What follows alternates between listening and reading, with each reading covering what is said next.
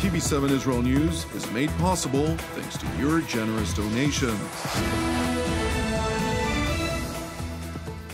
Shalom and good evening. This is TV7 Israel News broadcast to you from Jerusalem, and in today's top stories.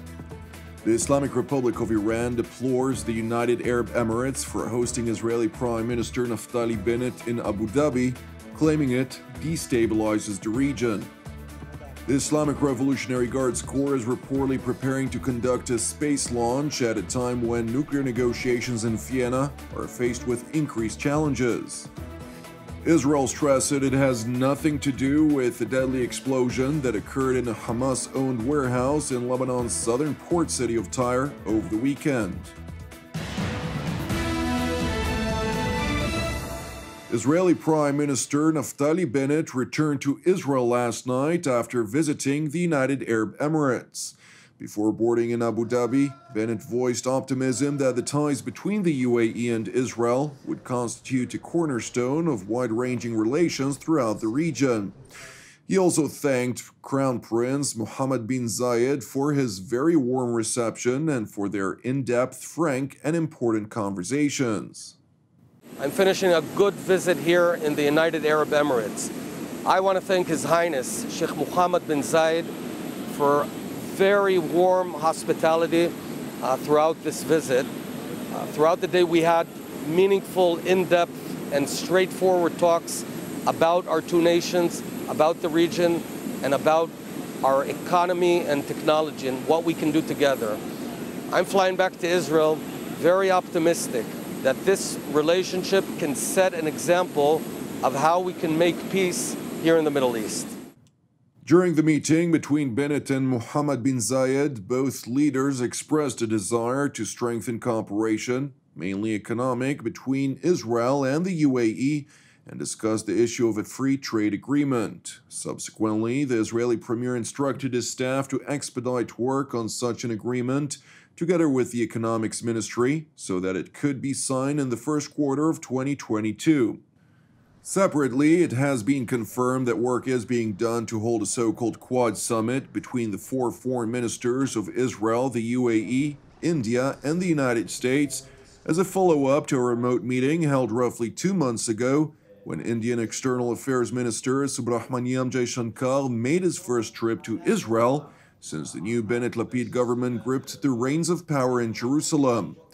Speaking to the anticipated follow-up, including its preliminary goals and timing, Israel's ambassador to India said the following. The plan that was planned by the four ministers of India, Israel, United States, and UAE was to have the next meeting in probably in Dubai around Expo. It can happen in the third probably of 2022, and this is supposed to be already a practical meeting where, because there is work done now by the Sherpas that were nominated, and they will identify the four Sherpas from the four countries. They will identify the fields of cooperation in infrastructure, exactly where, and they will identify from each country the relevant companies for this field. And when they meet in March or towards February, March, whenever they meet in Dubai, they are supposed to be already have a very practical oriented approach where the diplomats will step aside. They will create the meeting, but step aside and let the private companies work directly. Israel's deepening relations with the United Arab Emirates evidently infuriates the Ayatollah regime in Tehran. Iranian Foreign Ministry spokesman Saeed Khatibzadeh told a regime-run news outlet that Bennett's visit to Abu Dhabi is, quote, disruptive to the region's security and goes against the interests of the Islamic Republic and the people of the region, as well as Arab countries. Separately, a senior RGC official who spoke to the same regime-run news outlet IRNA reacted to the latest reports regarding the United States and Israel jointly exploring other options in the event that diplomacy fails, stressing that providing conditions for military commanders to test Iranian missiles with real targets would be costly for the aggressors. Meanwhile, the Islamic Revolutionary Guards Corps are evidently preparing for a space launch in defiance of the very deal which it hopes to revive. In accordance with UN Security Council Resolution 2231, which is the only legal document which ratified the so-called JCPOA, or Joint Comprehensive Plan of Action, Iran was called upon not to undertake any activity related to ballistic missiles designed to be capable of delivering nuclear weapons, including launches using such ballistic missile technology, until the date 8 years after the JCPOA adoption day, or until the date on which the IAEA submits a report confirming the broader conclusion, whichever is earlier. Nevertheless, since the adoption of the resolution in 2015, the Ayatollah regime defiantly rejected any constraints to its ballistic missiles program, which is actively run by the Islamic Revolutionary Guards, and has conducted dozens of tests using ballistic missiles capable of carrying nuclear payloads. Report that Iran is preparing a missile launch of some type. Does the Pentagon have anything on that, whether that could be an ICBM or it's just a satellite launch missile? Seen reports on this. Not going to talk about intelligence assessments. I would just say that we are mindful that Iran's ballistic missile program has improved over recent years. There's no question about that, and it remains that capability remains a threat to our interests and the security interests of our partners in the region. We're going to watch this closely, and Paul, more critically, we're going to make sure, just when the Secretary was out there not long ago, we're going to make sure that we have the capabilities that we need to defend our interests in the region and to assist our allies and partners doing the same. It is important to know that the reported preparatory work to launch a ballistic missile of sorts came at a time when diplomats from the so-called E3, including France, Britain, and Germany, said in a statement, quote, "As of this moment, we still have not been able to get down to real negotiations in Vienna," reiterating further warning that time is running out. In their statement, that 3 European powers cautioned Iran that without swift progress, in light of Iran's fast-forwarding of its nuclear program, the JCPOA will very soon become an empty shell.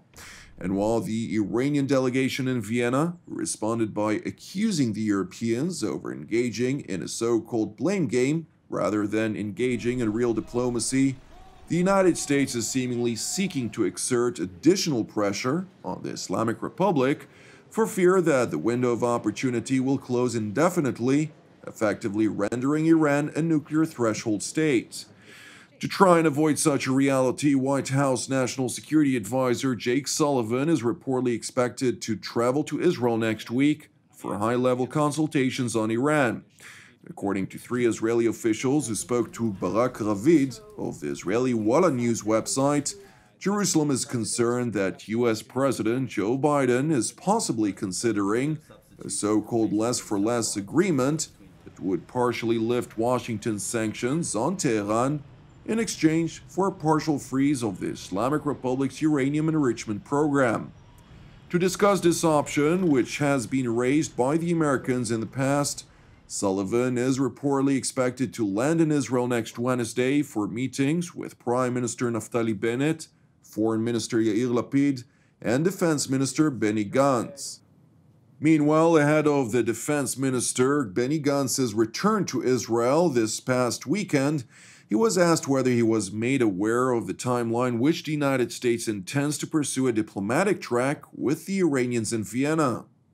אני לא יודע לומר כמה זמן זה ייקח, אבל אני מניח שבתקופה הקרובה, בואו נסכם את זה ככה, ואל תמדוד אותי אם זה שבועות ספורים או חודשים ספורים, אני חושב שבשבועות הקרובים, קצת יותר מזה, נבין איפה. Jerusalem's top defense official was further asked about a mysterious explosion that rocked a Palestinian camp in the southern Lebanese port city of Tyre on Friday, killing at least 1 and wounding at least a dozen others.